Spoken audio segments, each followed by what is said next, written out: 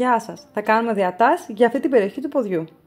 Σταυρώνω τα δυο μου πόδια και πέφτω προς τα μπροστά. Σταυρώνω πάλι τα δυο μου πόδια και πέφτω προς το πλάι.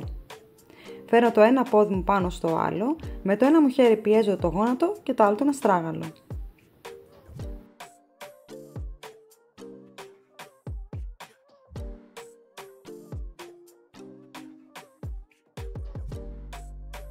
Με τη βοήθεια ενός τοίχου, τεντώνω το ένα μου χέρι ακουμπώντας το τοίχο, σταυρώνω τα δυο μου πόδια και λυγίζω το σώμα μου προς την κατεύθυνση του τοίχου.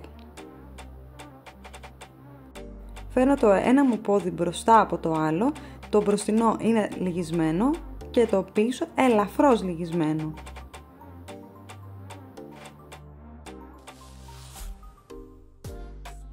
Καθισμένη στο πάτωμα, φέρνω το ένα μου πόδι πάνω στο άλλο και με τον αγκώνα μου πιέζω το γόνατό μου. Στο σημείο αυτό μην ξεχάσεις να ακολουθήσεις το κανάλι μου και στα social. Σαμπλωμένη στο πάτωμα, λυγίζω το ένα μου πόδι και το τεντώνω σιγά σιγά. Με το χέρι μου πιέζω ελαφρά το γόνατό μου.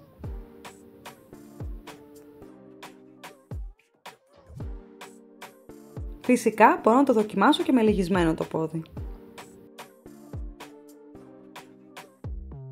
Σε όρθια θέση πάλι, φέρνω το ένα μου πόδι μπροστά και το άλλο πίσω και λυγίζω και πέφτω προς το πλάι.